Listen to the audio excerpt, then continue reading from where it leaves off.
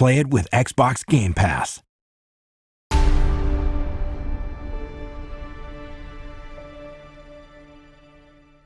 Hello everyone, welcome. My name is MJ Pestridge, and this is a Microsoft Flight Sim video that I haven't done one of these in a long time. So this is kind of like my take on the Flight Sim. The Microsoft Flight Sim is now out, so the NDA has been lifted, and I can freely talk as a alpha tester and a beta tester. First off, I'd like to wish the very best of luck to this platform. I do hope that it succeeds where Microsoft Flight has failed. I do hope that the community support and the developer support is there beyond what FSX has managed to do, which is just under 20 years, I believe, of support from the developers. There's still a few developers that do support it, but majority of them have moved on. And I do hope that that's not the case for this Flight Sim. I do hope that it goes on into the future and has all the success that the community wanted to have. Secondly, I want to thank Asobo Studios.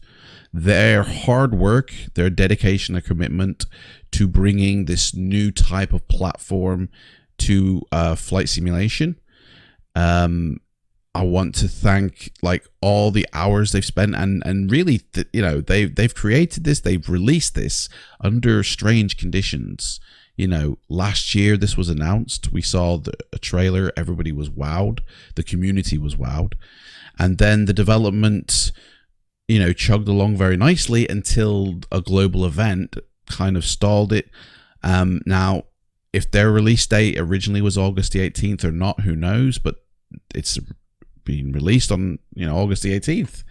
And I kind of feel that they've had to finalize and finish off this Flight Sim under very strange conditions. And so, I want to thank Asobo Studios. I mean, their hard work for getting it released, even though the world has had that state that we went through. Asobo Studios is a great studios. I played one of their games called Fuel on the PlayStation 3, and that was the biggest open world ever created. It was a car racing game.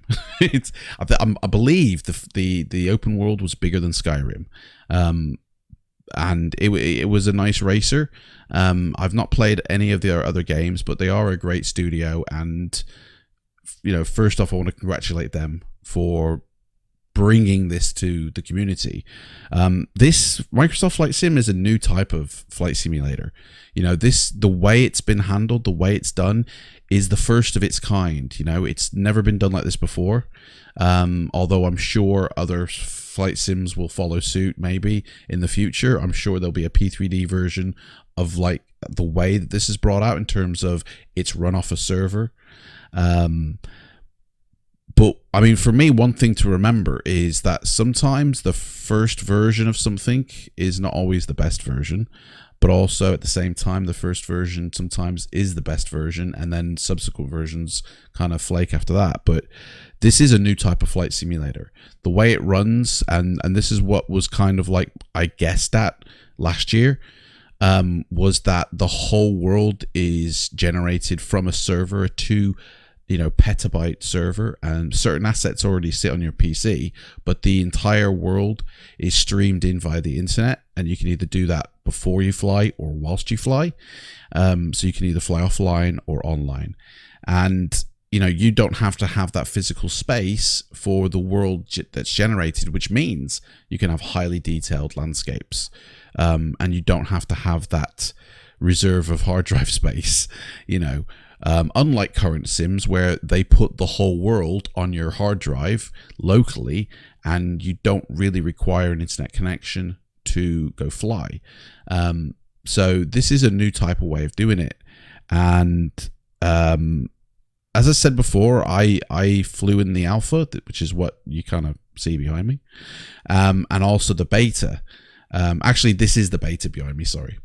Now, from my personal experience of doing both the alpha and the beta, there was slightly differences between the two, but nothing majorly changed.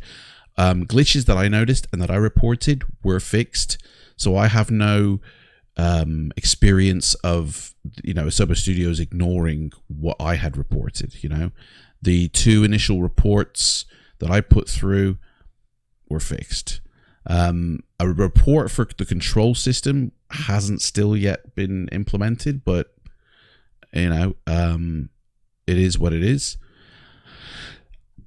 My overall general thoughts, I'm going to wait until the end, okay, of what I think of my experience with the alpha and the beta. But looking back at when we first got this announced over a year ago, this is back in April 2019 at E3, when people could gather together.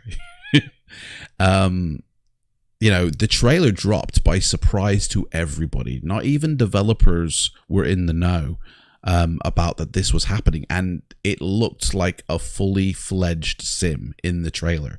Like, it was 4K, 60 frames, and it looked beautiful, and everybody was like, oh, wow, right? And so there is straight away an expectation bar set because of that trailer.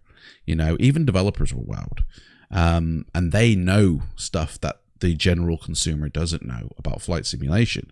So but they were wowed, and by rightly, because it did look amazing. It does look amazing, and so the bar is set now. I did videos back then sort of guesstimating what would be, because in that trailer it said powered by satellite data, and to me that suggests like Google Maps type of thing. And then we got the confirmation from Asobo Studios that Bing Maps were being used to help generate the world. And I did a video where I really got slammed. I flew it within the Google simulator. By the way, Google Earth does have a flight simulator built into it, and I flew around New York going, is this the future of flight simulation? And I got so slammed for that. People were saying, you're absolutely wrong. It's not going to be that. We have since learned that this is the way it is being brought to us. But a lot of the things that if you go back to those videos, which I haven't deleted, a lot of the things that I guesstimated have actually come true, have actually come to fruition. But the flight sim, Microsoft Flight Sim, hasn't actually changed that much from what we see or what we were told in the initial trailer. We've just been fed the information. So the more recent trailer now that dropped literally a few weeks back showcased just pretty much more of the same.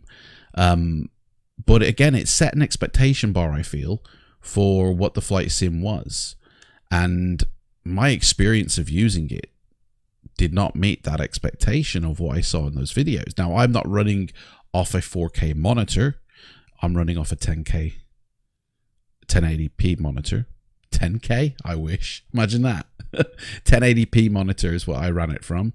So maybe there was fidelity that I did not see that is available in that sim. But as you can see, like in the video behind me, we're about to fly over the Grand Canyon. And I gotta say, my personal experience is that if you have P3D, if you buy Mega Scenery, then you can actually get a higher fidelity looking Grand Canyon and fly over than I could achieve in the Microsoft Sim. I even changed the time to try and really enhance the visuals, but it just looked like FSX, to be honest. It did not look good at all. Mega Scenery to me looked a lot better, but that was my personal opinion anyway. Now, there is kind of like a word of cautionary to this Microsoft Flight Sim, which is what I want to get into now. It's the Achilles heel, really, of the sim. Everybody's rushing in to get it. Everyone's going, oh, I'm pre-ordering this, I'm pre-ordering that. And to be honest, I don't even know why pre-orders exist, really, because it's a digital product. It's not going to run out, by the way. They're not going to suddenly have... oh, we've run out of stock, guys, of our digital download. There's an infinite amount of downloads.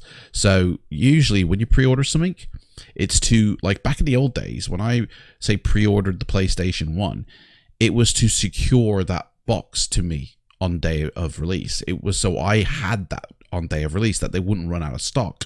Like when you go to pre-order the PS3, PS4, whatever, games consoles, you generally are doing that. So you make sure you get one on day of delivery. So they know exactly how many customers they're going to have, how many boxes they need to have shipped in.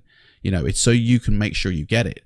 Well, of course you're going to get it on day of delivery on the August the 18th because it's just a digital download. So why is there a need to pre-order it? Because they ain't going to run out. That is a little bit for me, you know.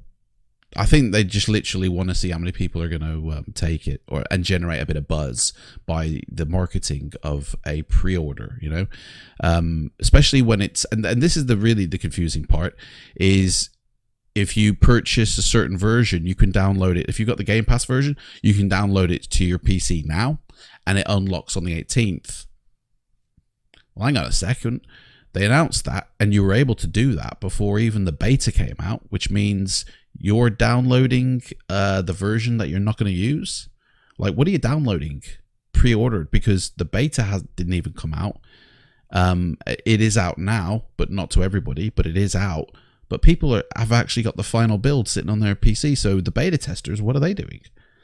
Are they like going to beta test something that's never going to get implemented in, or is the final download that you've just got to your PC now through Game Pass going to have a massive update on the 18th? In which case, what was the point in pre-downloading it?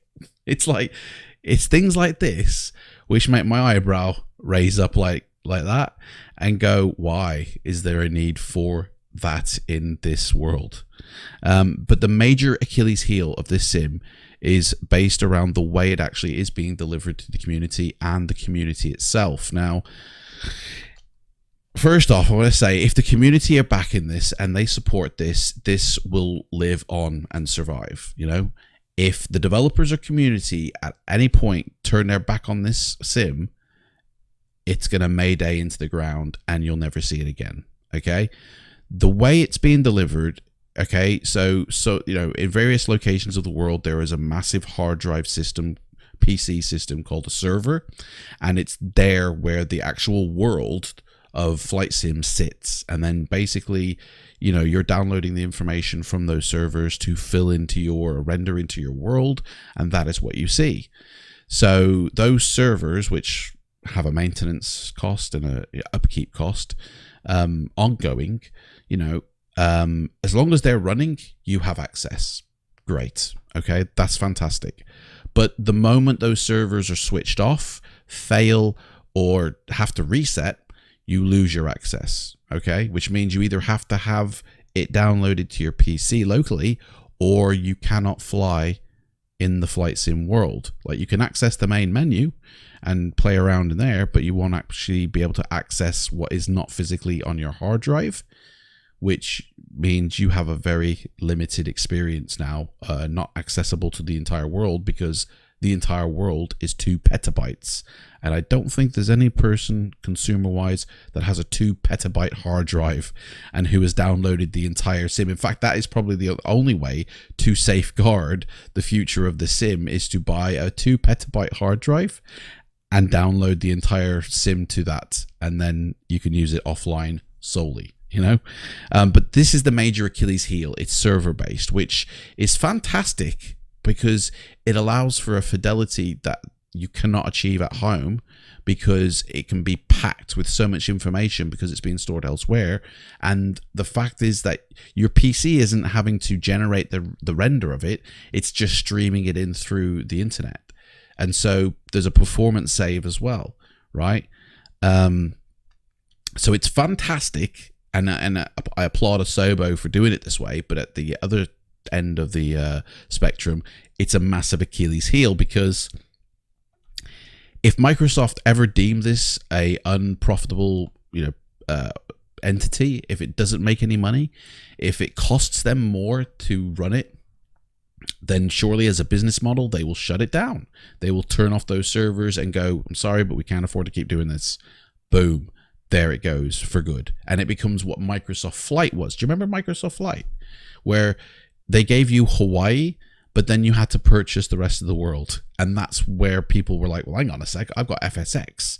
So why would I want to have to purchase the rest of the world when I already have it stored on my hard drive? And I'm glad that that's not the business model for this, which, you know, you purchase the areas you want to fly in. I mean, in a way you kind of do, because you have to download the areas that you want to fly in if you want to fly offline, but you don't have to purchase them. So that's great. Now, the other Achilles heel of this is that what you're actually being sold is not the sim. You're actually being sold the doorway to the sim. So you're being sold the installer.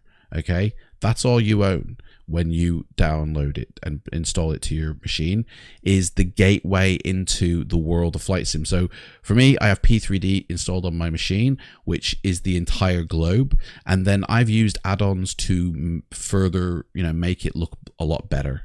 But I still have that whole world installed on my PC. What Asobo are doing with the Microsoft Flight Sim are selling you a doorway into that world, which is somewhere else. So you don't actually have the world to fly in. You're giving it through that doorway, and as soon as the doorway becomes locked, you lose that world behind that doorway. So you're only sold the doorway to the sim, which for me, I don't like that control of the sim being taken off me. So like if I want to go to the Grand Canyon and make it look better in P3D, I install Mega Scenery, and it looks fantastic, and it actually looks better than the Microsoft one, and I'll put some video, like pictures up to showcase that. But yeah, if I can change P3D if I want to, I'm given that option to. There is no option to change the Microsoft Sim. Like, they say that there is a marketplace, okay, which the testers didn't have any access to. But there is a marketplace where you'll be able to download add-ons to put into your sim, both airplanes, airports, and sceneries, regions. So you can update your world. You buy these, but you update the world. Now, the world initially is sort of up and down in terms of its quality, and I'll get into that in a moment. But you will still need to go into the marketplace to update it. Now, they have said that you can also update outside of the marketplace. I don't really understand the point of that, which I'll explain. So the marketplace, basically what happens is developers have gone to either Asobo or Microsoft and said, I would like to sell my products within your marketplace. Let's say Orbex. Take them, for example. They're a well-known brand. They have their own app which they sell their products from. But then also they can sell within the Microsoft marketplace. So they go to Asobo or Microsoft, whichever it is. They say, we would like to sell our things within here. And they have to submit the items to the store, which have to be vetoed, which have to be accepted to go, yes, these fall into the SDK, these fall into the parameters of the sim. They will not ruin the sim, break the sim, or any other add-ons within the sim. Like X-Plane, they can now be sold in the store, and people can download them and put them in their sim. Oh, great, that's good. Why would I need to go to another website to do the same then? Because anybody who can make a add-on for Microsoft Flight Sim has the SDK to be able to do that. So if you've got the SDK and then you've got a sort of foot in the door to sell in the marketplace, why would you sell offline? Why would you sell off to another website that's not on the marketplace? Which, by the way, again, testers didn't have access to. So I'm assuming it's like Steam, where you go to your list of add-ons, you go, I would like to subscribe to that add-on. You purchase it, it automatically installs and automatically updates, and you don't have to manage a thing. I'm assuming that that's the way it works. I'm hoping that's the way it works because it's nice and easy. So why would I then need to go to an exterior, or why would I want to go to an exterior website to download the same product and have to install it myself and update it myself? Like, why doesn't that person just put it in the marketplace? Well, there must be a reason why they were not allowed to put it in the marketplace, or, that I can't get it from the marketplace. And that to me is where, like, it's a bit weird, that you can do both. But the fact that it's got a marketplace where it's all like Orbex Central, it's all under one hood, I like that. I think that's great. And it also takes the control out of the user. Like, I can no longer go into the Microsoft Flight Sim now and add things that I want. So if I want to add Mega Scenery, I can't do that. I can do that with P3D, but the control of changing the sim is removed from the user. And I don't like that, because I'm so used to actually manipulating the sim and personalizing it to myself, to making it look the way I'd like it to look from the default, because we're so used to the default just being very basic and not very good, you know. Now I will admit that the Microsoft Flight Sim's basic default is way better than any other default state for X-Plane, FSX, P3D of any version. This one has the best default state, but it still, to me, does not match up to a fully added on P3D. So that's the Achilles heel, I feel, of the sim. The feature or control to change the sim has been removed from the user, and I'm not actually being sold the entire sim. You know, I'm being sold the doorway to the sim, so if it ever goes tits up, I've lost that sim completely. I've lost my entire investment into that sim, and its minimum purchase is £90 when you get it, going up to 120, I believe it is, for the premium version, then plus any airport add-on you want. Now, I will say, as a little note to these airports, the default airports are pretty much like FSX airports. And also, there's a lot missing. There's a lot of airports actually missing, that there's no airport there. Many testers have complained from day dot, and they still haven't put them in. If they're in the final build or not, I don't know.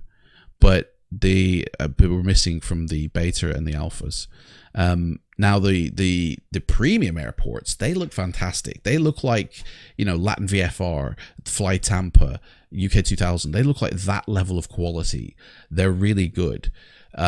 But depending on which version you get, depends on how many of these premium airports. And to be honest, if you're a streamer, you're never going to want to fly to a default airport unless it's for memes, because the premium ones are what you're going to be used to seeing in other sims. So let's see, what we get: 20 premium airports with the standard, 30 with the gold package, and then 40 with the premium package. Man, that's not a lot considering there's over 1 million airports in the world. You know, like 40 airports that are really good looking, which to me is the level of quality I'm used to in my current sims. You know, just check out a default airport in your Microsoft Flight Sim. You're going to want to update your favorite airports, your airports that you fly to regularly. You're going to want to update. There's going to be a long list of airports that you want to get that you're not going to be able to afford to get straight away, because we don't know how much these are going to cost, these airports. We know UK 2000 are developing airports, so that's the UK sorted. We know there's a couple of other publishers who most likely put in airports, but that's it. And it's going to have leveling degrees of quality as well. It's not going to be, you know, a set level. But it's I gotta say, you're most likely going to be spending every month a certain amount of money to update the sim of airports, you know, which almost kind of like sounds like, you know, a subscription, because you're paying every month. Like, I dare say in the marketplace, it could be that you could even subscribe to a certain developer and then get free content from them whenever they release something new, but you have to pay a monthly fee to them in order for them to develop. So like, for instance, UK 2000, and this is complete speculative, I do not know if this is true or not. What if I subscribed to the UK 2000 thread and paid £10 a month, and then I was able to download and implement their airports for free, you know? And so that is a subscription package now. I am subscribed for this flight sim. What's the difference in the subscription for that to a subscription model? It's just shifting the subscription to somebody else, like the developer. I know for a fact that when Microsoft first announced its launch, there was one studio only that said we're working with Microsoft, and it's called FS Studios, I think it was called.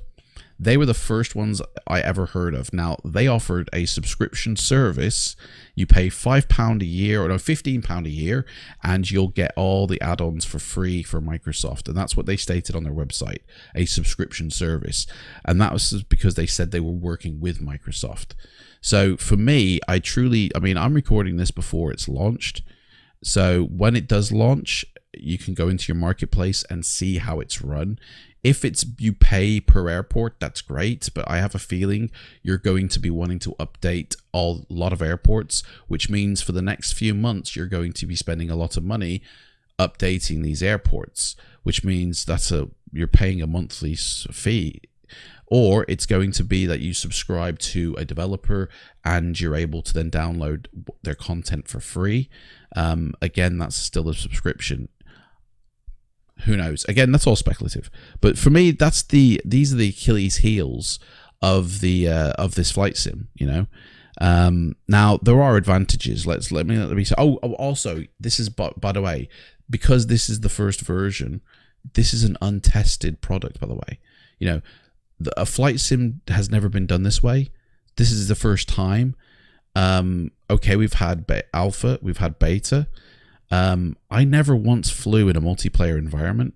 I never once flew with another person. I'm sure other people did, but I never got to test that feature out because I hung around main airports when I did fly, but nobody was ever there to fly with. Like, nobody was ever there. I never saw another player. So I don't know the capabilities of having a live in-world flight experience like VATSIM, where you all fly together. This is an untested ground that could go one or two ways on its release. Could go really well and it's going to be great, or it could tank because there's frustration in the users that the actual hardware or the way you use it fails in terms of, like, oh, there's a lot of stutters now, that there's a lot of people in the server, or the server keeps crashing and it keeps resetting. I keep losing my flight. There could be basically a lot of glitches to begin with. And so for the first few months, I would say just take it with a pinch of salt. Like, don't think that this is the way it would be forever, because they will continually work on this. They will continually update it. I'm sure there'll be patches, fixes. I mean, remember P3D version 5, guys? There'll be continual updates to this. So it will get better, smoother as time goes on. But remember, day dot, everyone's going to rush to open up this sim. Everyone's going to rush on the 18th to fly in this sim. And really what Asobo Studios should have done, I feel, is stagger that release date. So let's say regions of the world get it first, and then maybe next month another region gets it, then the month after that, and gradually let people come in. And that would help the server load and maintain a smooth flight playability. Like, I hope there's no server crashes. I hope there's no massive stutters or information clogging. This, just remember, this is untested. This is the first time we're gonna. So in other words, it's got a lot of finding its feet to do before it settles, and then it's going to be a viable flight sim. And that, for that very reason, is the reason why I'm waiting at least a minimum till March of next year before I even purchase this flight sim. Crash. By the way, there were a lot more crashes in the beta than there were in the alpha. Now, the advantages of this sim, okay, this is not a neg attack on Microsoft Flight Sim, okay? There are huge advantages to this sim, okay? I don't have to have the entire world stored on my hard drive. The initial download for the alpha took me about 60 gig to download. Then there was a patch and it was then increased to 85 gig. I think the largest it ever got was 150 gig. Now, that's very small compared to my P3D installation, which is in terabytes we're talking about. Like, the initial download for P3D is 50 gig, but then all the add-ons that I use, and I don't use them all at the same time, but collectively, they take up like 4 terabytes of information, which is very, like, Microsoft's 150 gig whatever is very small when you compare it to, I don't know what the file size of the final build will be in. I have seen sizes of downloads to 86 gig, but that might increase with patches further down the line.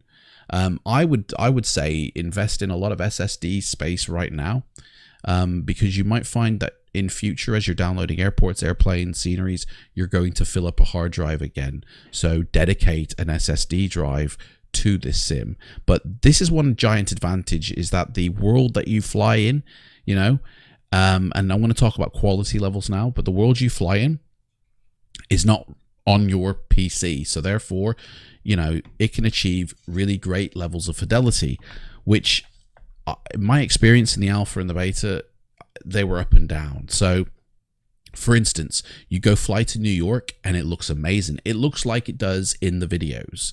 It looks really good. I've landed in Central Park a couple of times. I've flown very low to the bridges and it looks and it holds up. For me, I feel that this sim really excels when you're down low, like 3,000 to 5,000 feet. It looks its best. If you're in a city and you get to 15,000 feet, it looks great. Going up further, it just kind of looks meh, you know? But then any sim does really, because like there's not much detail to see at 30,000 feet, you know? But flying, I feel that this is a really good VFR flight sim. So I feel that this is a really good flight sim, but it's up and down with its levels of quality. So New York looked fantastic. Grand Canyon looks really pants, you know? My hometown looked okay. It looked like P3D though. And I'm trying to think of another really good looking location that I flew to. The night lighting is kind of again up and down. Some buildings looked really wonky. Overall though, the night lighting looked fantastic. But do you know what I mean? It's not the same level of quality that you see everywhere. In fact, there was no Antarctica. Like, I tried and took off from a landing strip in Antarctica and it was just pure blackness everywhere, even during the day, you know, it was just pure blackness. But if I flew over Antarctica, I could see the mountains rendered down below. So it was very weird, you know, not everything seems to be in there, you know. But yeah, the level of quality for me was very up and down. Now, in P3D, I can get the level of quality looking the same everywhere, you know, depending on the add-on that I put in. Whereas in the Microsoft Flight Sim, you're kind of stuck with the default for now, because we haven't had any word on sceneries or regions that can be put in. Another advantage of this sim is the weather. It has the best weather program implemented within it ever. Like, better than X-Plane, better than P3D. I loved the sounds of the weather as well as the visual look of the weather. You know, it did look really good, and it's one of the major selling points for this flight sim. In fact, this flight sim only has two major selling points for me personally. The weather program, or the weather system that it has, that's one. And kind of a tie into that, the way the weather affects the airplanes, like the de-icing on the airplanes are visually seen rather than just systems seen. You know, instead of just your engine cutting out and you going, oh, what happened? You visually see everything happening. Now, P3D X-Plane can do all that. You know, they can have the visuals showing up. You can have water splashes in an airplane in P3D and X-Plane. You can have icing, I believe, shown in X-Plane and P3D. It's up to the developers of the planes to implement it, though, not the sim developers themselves, which could change in a future iteration of either. You know, all the features, all the great features of this new flight sim could be done in current sims, which means that this would then be no better than your current sim is now. You know, so why am I not jumping on the bandwagon, really? Well, I still see value in the current sim that I use. I have invested quite a lot of money into that, and I'm not ready yet to invest heavily into a new sim, especially when it's backed by a studio that has already ditched 2 platforms of flight simulation in the past. 2, you say? Yes, 2.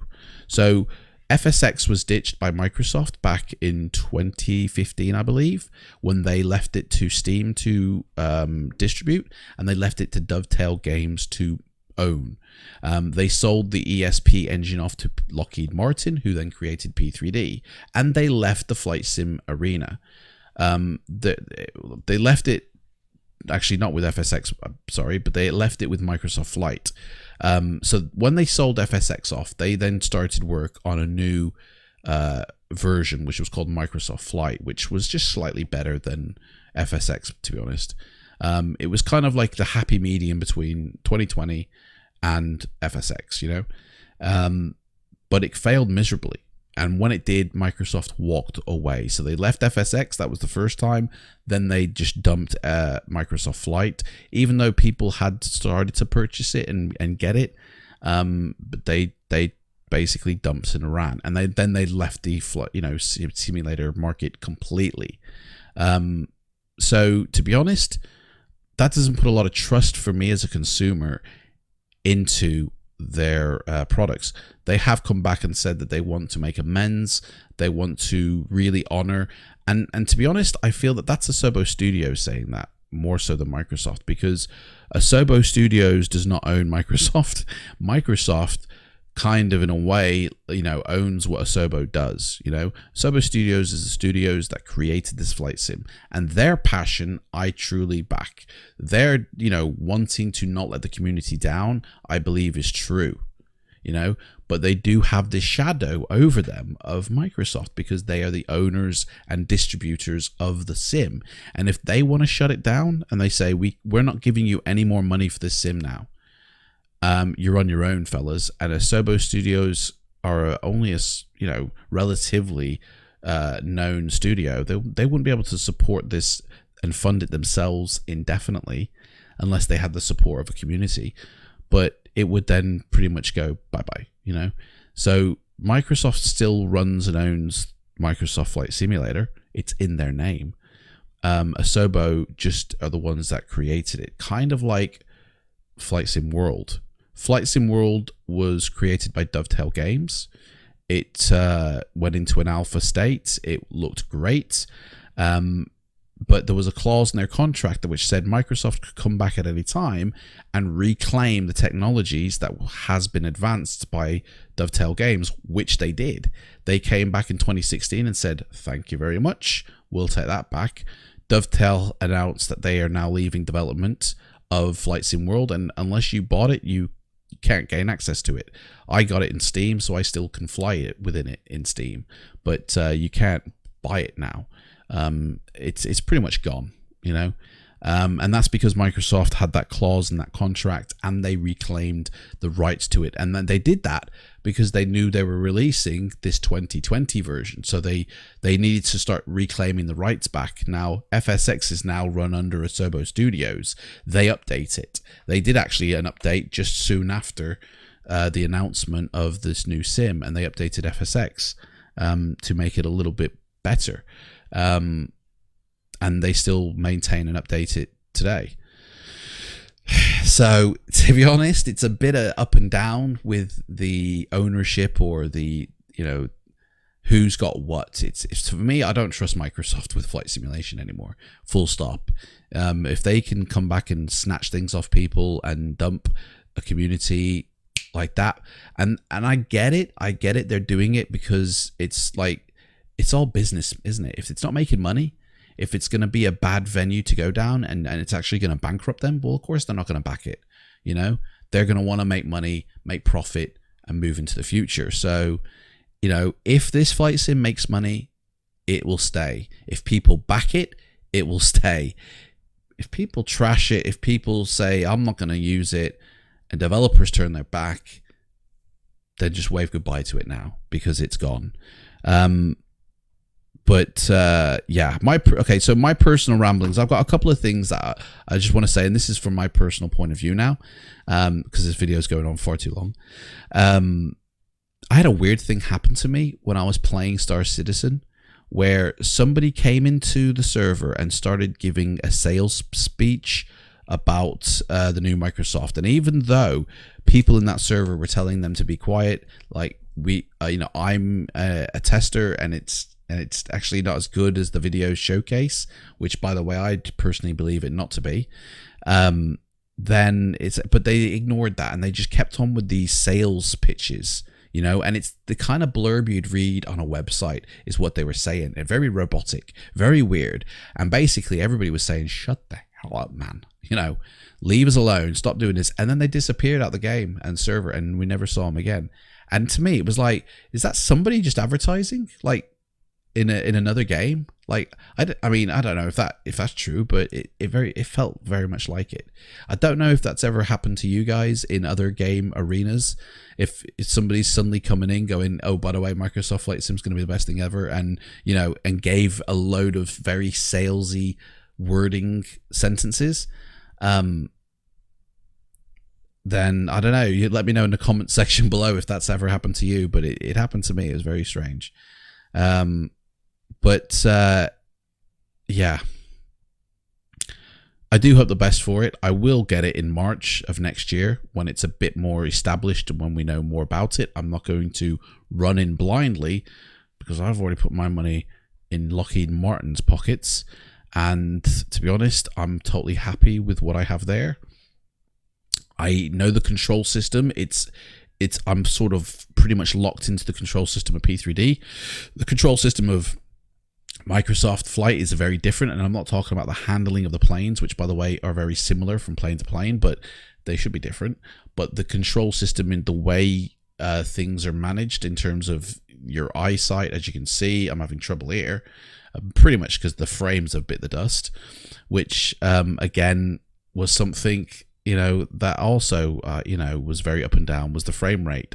Very unstable for me, but that's probably my hardware. My hardware is a medium to high on their spectrum, so somebody with a completely high-end system will probably have a different experience. Now, people have been running out to buy PCs right, left, and center in preparation for this. I feel that they've perhaps jumped the gun a little bit. They might have a great time, but they probably won't have much money left over to update the airports, which I feel everyone's going to want to do. Personally, I couldn't find where I lived in the sim. So, but that was just me. I know other people have, but personally, I could not find it for love nor money.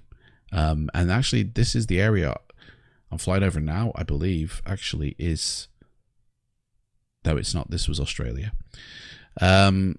Anyway, that's it. That's basically everything. When I do get the Microsoft Flight Sim, I will stream it. I will play it, on my channel. But that won't happen till next year, if it's still around. If it is, great, I'll get it. If not, P3D all the way, innit?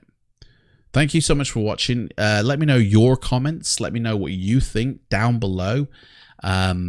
And again, I'm not going to remove comments, guys, unless somebody's putting something, very inappropriate. But feel free. What you say will stay. Okay? Thank you so much for watching, and I shall see you in the next video. Bye-bye.